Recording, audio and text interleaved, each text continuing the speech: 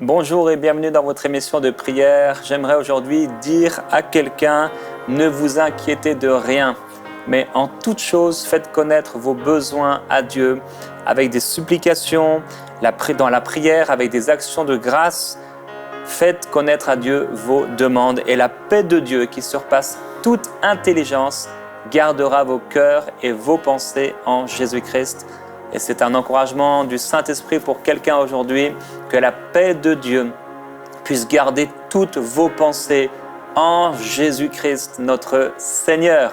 Il est le Seigneur des Seigneurs et depuis 2 jours, on en parle avec Michael. Merci d'être là dans l'émission Prière Inspirée. Merci à toi. Avec toi, on va continuer de parler de Jésus-Christ Seigneur et pendant aujourd'hui, ces 2 prochains jours, ces 3 jours, on va parler de Jésus-Christ Seigneur et aujourd'hui, Jésus-Christ Seigneur de ma volonté. Et j'ai un témoignage aujourd'hui d'une famille. Donc la maman écrit je voudrais vous envoyer ce témoignage parce que Dieu m'a aidé à travers l'une de vos émissions lorsque vous étiez avec le pasteur Marcel Boungou. L'émission était intitulée « Prions pour être délivrés de la peur ». Elle dit notre fils, bon il dit le prénom, je vais pas le dire, a eu un gros problème de phobie sociale. C'était en septembre 2018. Dieu m'a montré qu'il avait un esprit de mort sur lui.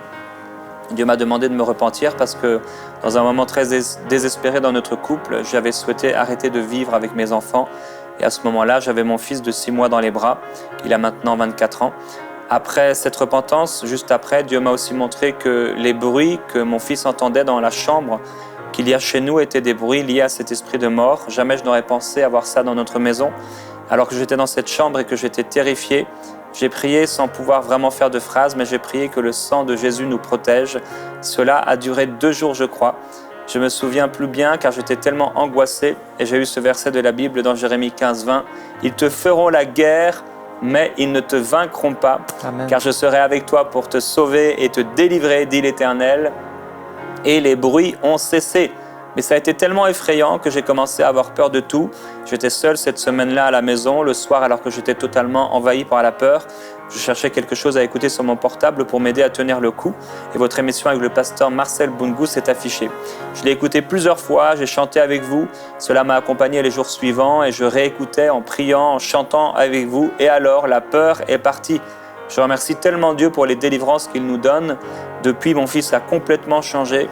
Il est décontracté, il peut rester avec nous alors qu'avant, il ne pouvait pas supporter le regard des autres, même à l'intérieur de sa famille. Dans le studio qu'il habite en ville, il entendait des bruits dans le plafond. Il en parlait parfois car ça l'empêchait de dormir. On pensait que c'était des animaux car le studio est sous les toits. Mais depuis, ces bruits ont cessé. Pour l'instant, j'ai beaucoup de mal à lui parler de Jésus. Je ne lui ai pas raconté pour les histoires de bruit. Mais en tout cas, il voit qu'il va mieux. Avec ma famille, nous prions pour lui, pour que Dieu le relève complètement et que Jésus devienne son sauveur et son Seigneur. C'est une bonne prière et nous prions pour votre fils et pour vous qui nous écoutez, dont les enfants ne sont pas encore chrétiens, qui ne se sont pas soumis à la seigneurie de Jésus-Christ. Et bien que Dieu puisse trouver en nous des hommes et des femmes qui plient, qui se soumettent à sa volonté, à l'esprit de prière pour prier pour nos enfants. Et nous prions pour vos enfants que le Seigneur Jésus-Christ puisse ouvrir leurs yeux afin qu'ils passent des ténèbres à sa lumière. Nous prions, Père, que tu illumines vraiment les yeux de leur cœur, que tu leur donnes une pleine révélation de ta seigneurie, de ton amour pour eux. Et nous proclamons que oui, nous et nos enfants, nous te servirons. Nous parlons le salut sur leur vie, quelle que soit leur situation, quel que soit ce par quoi ils passent, quelle que soit, Seigneur, la dureté de leur cœur, aucun cœur n'est trop dur. Et nous déclarons que nos enfants, garçons ou filles, te serviront. Nous proclamons le salut dans leur cœur par le Saint-Esprit. Nous parlons la puissance de Jésus-Christ. Alléluia. Et de l'Esprit qui est saint sur eux. Où qu'ils habitent, où qu'ils soient, nous proclamons que ton Esprit est sur eux, que tu les couvres par ta main puissante et que tu deviens leur Seigneur. Oui, nous établissons, nous déclarons ta seigneurie sur leur corps, sur leurs pensées, sur leur esprit, sur leur vie, sur leur maison. Nous déclarons, Seigneur, qu'ils ne peuvent que se soumettre à toi parce qu'ils sont touchés par ton amour. Tu te saisis d'eux, tu leur parles. Seigneur, jusque dans leurs rêves, dans leurs songes, tu leur parles avec force. Merci Jésus-Christ pour ton amour. Merci pour ton salut précieux. Nous t'aimons Jésus. Alléluia, gloire à Dieu. Gloire à Jésus-Christ. Il est merveilleux. Et Ayons confiance que la paix de Dieu nous remplisse. Ayons confiance que le Seigneur s'occupe de toutes ces situations qui lui tiennent à cœur également. Avec toi, on va parler de Jésus-Christ, Seigneur de ma volonté. Quel titre ? Jérémie, c'est sûr que s'il y a bien quelque chose, comme on est dans cette série, qui caractérise un enfant de Dieu, un chrétien, c'est que quand il rentre dans le royaume de Dieu, les choses changent pour lui. Il y a la vie que je menais avant, il y a ma rencontre avec Jésus qui devient mon Seigneur, mon Sauveur, et il y a ma vie après. Et ce qui change particulièrement, c'est que notre volonté, en fait, avant, on vivait dans le royaume des ténèbres où le diable règne. Et dans le royaume des ténèbres, il n'y a qu'une loi, c'est « fais ce que tu veux de ta vie ». Marche selon tes convoitises, tes envies, tes passions. Et on menait une vie avec nos pulsions. On faisait ce que nos convoitises, nos passions nous disaient de faire, sans règles ni loi. Et quand on rencontre le Seigneur Jésus, il devient notre Seigneur, il devient notre Dieu, notre tout. Et là, notre volonté doit se soumettre à sa volonté. Et on ne fait plus ce qu'on veut et on rentre dans le royaume de lumière. Et dans le royaume de lumière, il y a une loi, c'est tu fais la volonté de Dieu. Donc on passe de je fais ce que je veux à je fais la volonté de Dieu.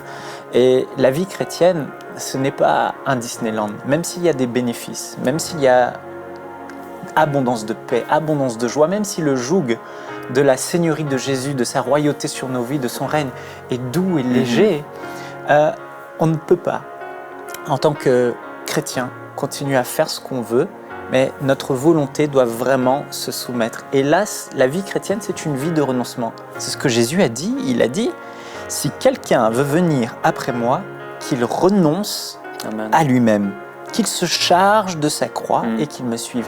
Et ici, lorsque Jésus dit que quelqu'un renonce à lui-même, qu'il renonce à lui-même, c'est tu ne fais plus ce que tu veux, mais tu fais ce que je veux. Tu mènes ta vie selon mes principes. Et on sait que ces principes sont bons, agréables et parfaits pour nous. Et on voit que dans la parole de Dieu, les premiers chrétiens, 3000 hommes ont été touchés à la Pentecôte. Lorsque Pierre a prêché, on peut le lire rapidement ensemble, Acte 2, 36, que toute la maison d'Israël sache donc avec certitude que Dieu a fait Seigneur et Christ, ce Jésus que vous avez crucifié.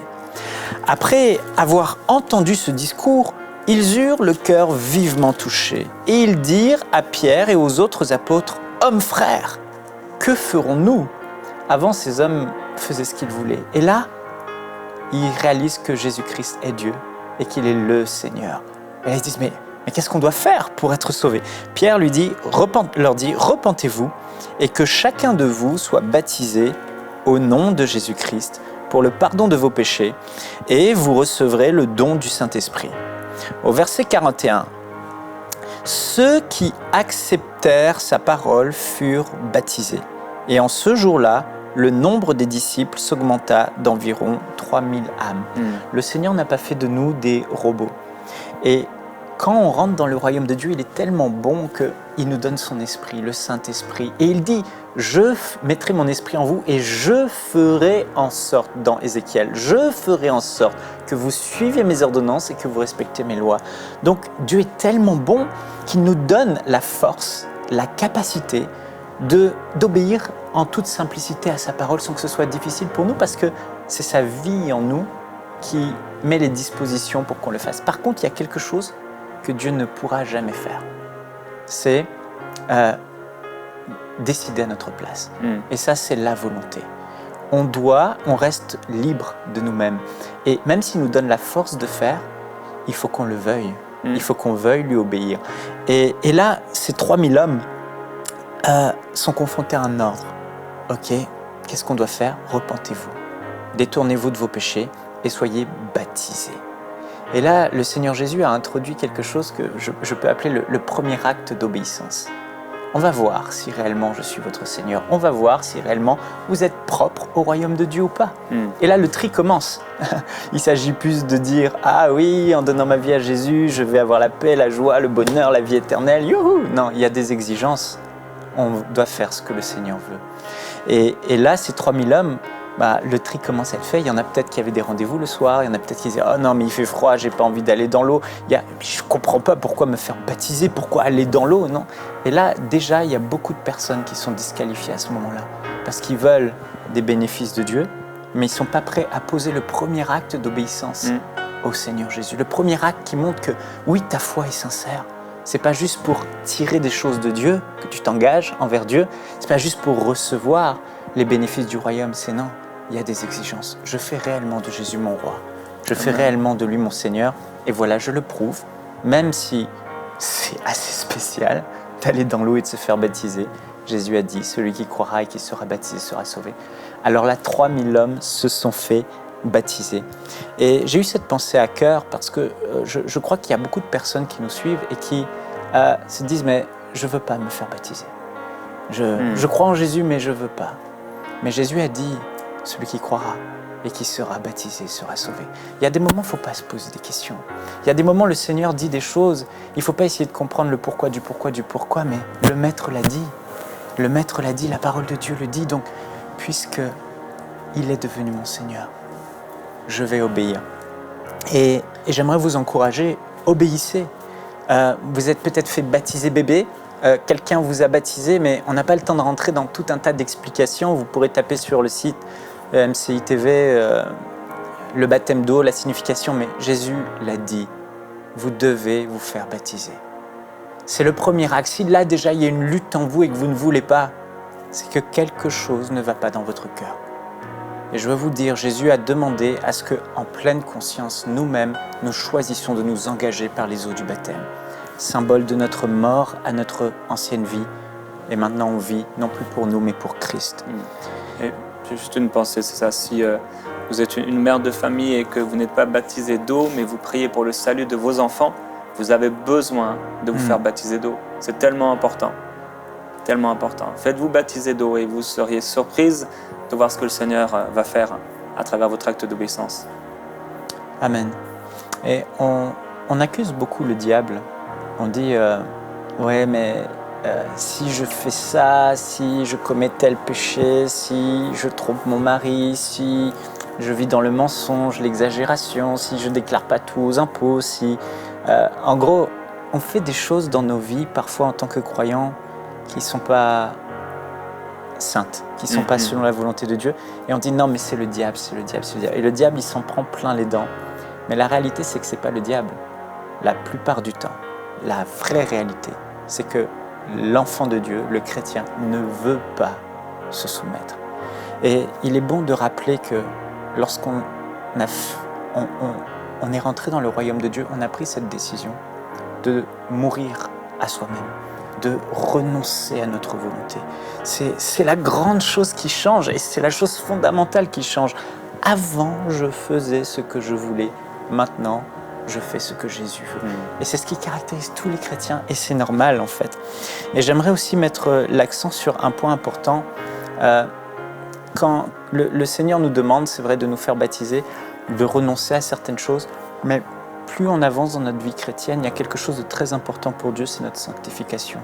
Dieu veut qu'on se sanctifie de plus en plus, c'est-à-dire qu'on obéisse de plus en plus à ce qu'il nous demande de faire dans sa parole.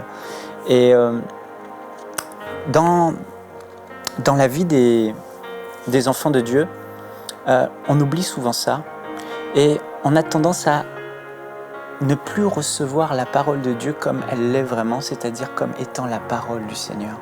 On lit des choses dans la Bible, mais on zappe, on passe à côté. Le Seigneur nous demande de pardonner. Ah non, je ne pardonnerai pas. Et il y a des personnes, elles sont liées. Elles n'arrivent pas à sortir de leurs problèmes. Elles n'arrivent pas à aller plus loin avec Dieu parce qu'elles refusent de pardonner. Le Saint-Esprit ne les lâchera pas. La parole de Dieu ne changera pas. Elles doivent simplement vouloir pardonner. Et Dieu donne la capacité de pardonner. Et la parole de Dieu nous demande d'aimer nos ennemis. Il y en a, ils ne veulent simplement pas obéir. C'est pas qu'ils ne peuvent pas. Ils ont, s'ils ont reçu le Saint-Esprit, la capacité d'aimer. Mais ils doivent faire le choix qu'ils ont fait au début, le choix du royaume. Seigneur, je soumets ma volonté à la tienne. Ce n'est plus moi qui vis, c'est toi qui vis en moi. Ma vie consiste simplement à faire ta volonté. Et il y a ce jeune homme, dans Luc 9, Jésus en parle. Jésus va vers lui et il lui dit « Suis-moi ». Et ce jeune homme répondit à Jésus « Seigneur, permets-moi d'abord d'aller ensevelir mon Père ». Et ces 3 petits mots, le Seigneur veut vraiment nous sanctifier à ce niveau-là. Il veut nous amener plus loin dans notre obéissance parce que souvent, on négocie avec la parole de Jésus, comme ce jeune homme. C'est le Seigneur qui a parlé et on se permet de dire à celui qui est notre Seigneur « Permets-moi d'abord, permets-moi d'abord, permets-moi d'abord ». Et ce que Dieu veut aujourd'hui dans nos vies, c'est ramener en fait l'autorité de sa parole, ramener la vérité de sa parole en disant ce que le Maître dit, ce que le Seigneur dit, je ne discute pas, mais promptement, immédiatement, j'obéis. Ce jeune homme avait une raison légitime, son père était mort, il voulait l'enterrer. Jésus lui dit, laisse les morts enterrer leurs morts, toi va annoncer le royaume de Dieu. Et tellement souvent, on a ces 3 petits mots. Et aujourd'hui, je crois que le Seigneur veut vraiment nous délivrer de ces 3 petits mots. Père, mais moi d'abord.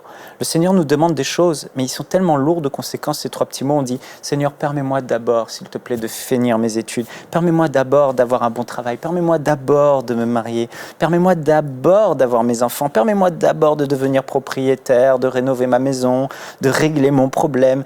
Permets d'abord que mes enfants finissent leur scolarité. Permets d'abord à ce que j'arrive à ma retraite.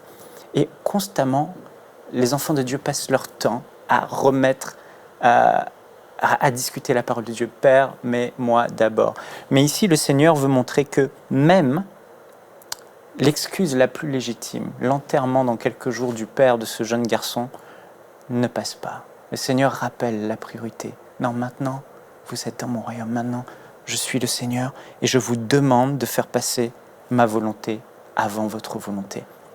Et on doit vraiment arrêter de discuter avec la parole de Dieu. On doit dire, mais Seigneur, je t'ai trop longtemps dit, permets-moi d'abord. Il faut qu'on arrête de transformer les ordres et les commandements du Seigneur Jésus en suggestions.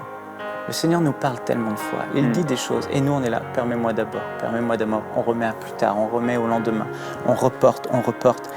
C'est un peu comme un enfant, tu dis à ton enfant, range ta chambre, et l'enfant, il va dire, oui, j'ai d'autres priorités, je rangerai demain ma chambre.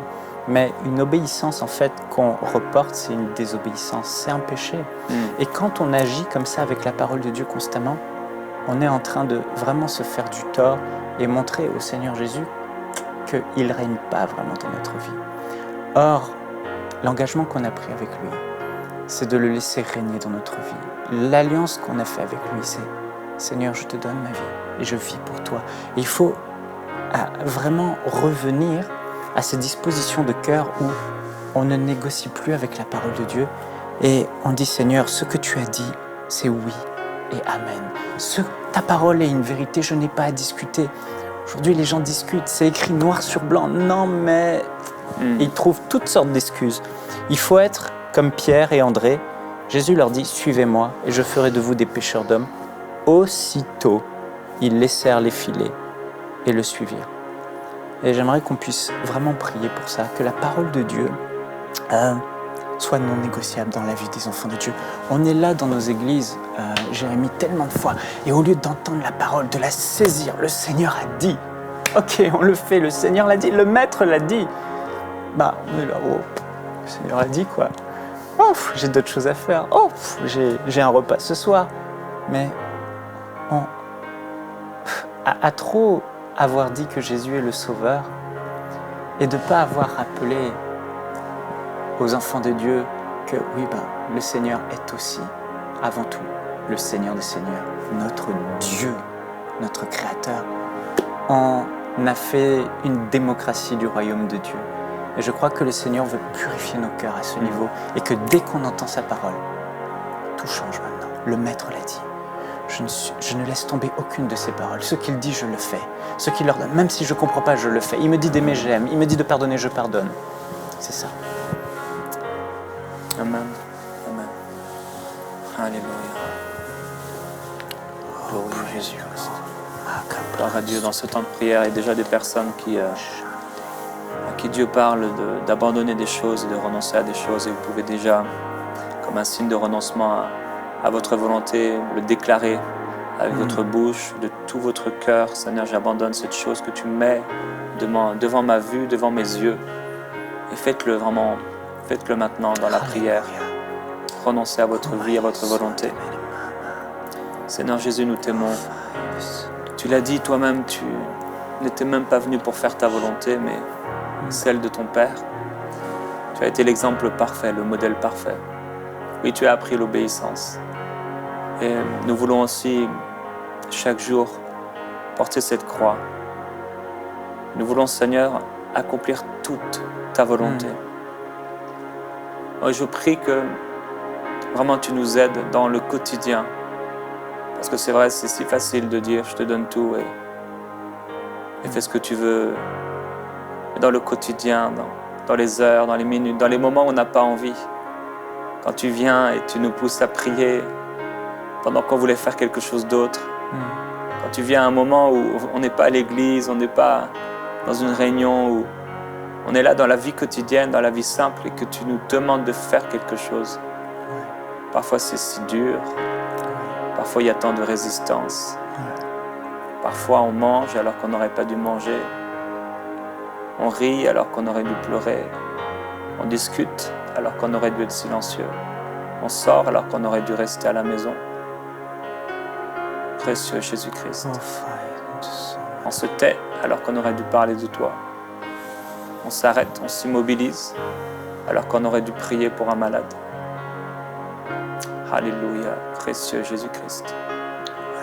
On reste là bloqué alors que tu nous appelles à parler à nos voisins. Il y a tellement de situations qui nous montrent que notre propre volonté a besoin encore d'être crucifiée. Merci Jésus-Christ pour ton amour. Merci pour ton obéissance qui a été parfaite. Merci pour le modèle que tu es pour nous. Tu viens nous dire que c'est possible. Tu viens nous dire que c'est possible. Oui, nous voulons aujourd'hui nous soumettre à ta volonté. Renoncer encore à notre propre volonté. Nous voulons te demander de mettre en nous le vouloir et le faire. Merci Jésus-Christ. Oui, nous voulons accomplir toutes tes volontés, comme tu disais de David. Voilà un homme qui accomplira toutes mes volontés. Oui, tu as beaucoup de volontés. Et Seigneur, on ne veut pas se réjouir seulement de ce que nous avons accompli un jour, ta volonté. Nous voulons accomplir toutes tes volontés dans chacune de nos journées. Donne-nous la force, Seigneur. Alléluia, alors que nous t'aimons, nous le ferons. Frères et sœurs, je vois une image là en ce moment de plusieurs d'entre vous qui nous écoutez. J'aimerais vous encourager à prendre une feuille blanche, vierge. Vous savez exactement dans votre vie ce qui ne glorifie pas Dieu. Vous savez exactement ce que le Seigneur vous a demandé de faire, comment il vous demande de marcher, mais vous avez trouvé jusqu'à aujourd'hui des excuses à votre péché, des excuses pour justifier ce que vous faites. Il vous a dit de pardonner cette personne, de pardonner ce pasteur, de pardonner ce frère, cette sœur, de pardonner ce membre de votre famille, de pardonner celui qui vous a vraiment fait du tort. Et c'est légitime de lui en vouloir. Le Seigneur Jésus t'a demandé de lui pardonner. Le Seigneur Jésus t'a demandé de marcher dans la lumière et la vérité. Mais il y a dans ta vie, je le vois, des zones d'ombre, des choses que tu caches, des choses dont tu as honte, des choses où même tu t'es, avec le temps, à force d'être dans ces choses, tu les as acceptées, tu t'es séduite toi-même en disant que c'est normal.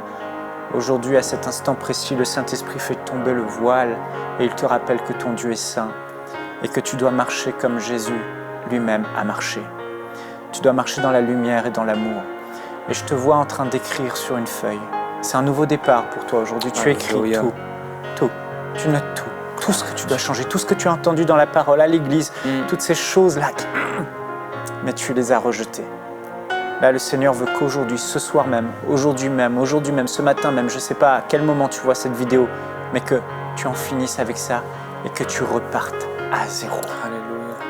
Avec une vie sanctifiée, une vie d'obéissance. Il ne s'agit pas que des rêves que Dieu t'a demandé de faire et d'accomplir pour lui. Non, des choses dont il t'a donné la force et la capacité de faire marcher dans la sainteté, la lumière, l'amour. Aujourd'hui, c'est le jour de la repentance pour toi, le jour du changement. Quand ton conjoint va rentrer ce soir, il retrouvera une personne différente. Quand tes enfants et les membres de ta famille t'entendront parler, ils verront une personne différente.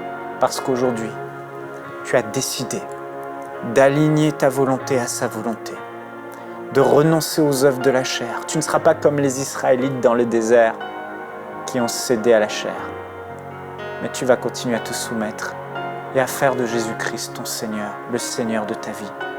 Aujourd'hui, c'est un nouveau départ pour toi. Père, je veux prier pour toutes ces personnes qui se sont senties concernées, qui ont oublié de renoncer à leur vie. Il y a des domaines dans leur vie où ils refusent de céder. On va en parler encore cette semaine, mais particulièrement vis-à-vis du péché, particulièrement vis-à-vis de la désobéissance dans l'amour et la sainteté. Je prie, Père, que véritablement, leurs yeux s'ouvrent maintenant. Leurs yeux s'ouvrent et que ce ne soit pas simplement une petite prière qu'ils font ou un Amen qu'ils disent, mais que cela se concrétise dans leur vie maintenant. Là où il y a du péché, là où il y a des ténèbres, là où il y a de la noirceur, là où il y a une double vie, là où il y a des choses cachées, c'est fini maintenant au nom de Jésus. C'est fini maintenant au nom de Jésus. C'est fini maintenant au nom de Jésus. Il y a quelque chose en toi qui clique, qui casse. C'est ta volonté à nouveau, qui se soumet à la volonté de ton Seigneur. Jésus-Christ, tu es mon Kyrios, mon Seigneur, mon Maître, mon Dieu, mon propriétaire, non pas la volonté de ma chair et de mes convoitises, mais ta volonté aujourd'hui. En ton nom, j'ai prié. Alléluia. Merci Saint-Esprit. Alléluia. Gloire à Dieu. L'apôtre Paul disait auparavant, j'étais un homme emporté, un homme violent. Et si vous êtes une de ces personnes, vous avez ces caractéristiques, eh bien le Seigneur va vous transformer. La bonne nouvelle, c'est que c'est lui qui le fera à partir du moment où on est prêt, effectivement, à ce qu'il le fasse, à ce qu'il nous change. Si vous êtes prêt à ce qu'il vous change, il va vous changer, vous allez être transformé. Et je voudrais terminer comme j'ai commencé avec cet encouragement, ne vous inquiétez de rien et ne vous inquiétez pas pour le salut de vos enfants. Michael a partagé l'histoire de ces 3000 hommes qui ont dû se repentir et pour recevoir le pardon de leurs péchés. Il est écrit car la promesse est pour vous et pour vos enfants. Et je voudrais vous rappeler cette promesse. C'est une promesse pour vous et pour vos enfants. Le salut, la délivrance, la guérison, la restauration, la réconciliation avec Dieu, c'est une promesse pour vous et pour vos enfants. Alors gardez cette promesse dans votre cœur par rapport au salut de vos enfants et toujours que nous puissions nous soumettre à la volonté de notre Dieu. On vous bénit au nom de Jésus-Christ. Merci Michael et on va se retrouver demain avec vous. On va toujours parler de Jésus-Christ, le Seigneur des Seigneurs.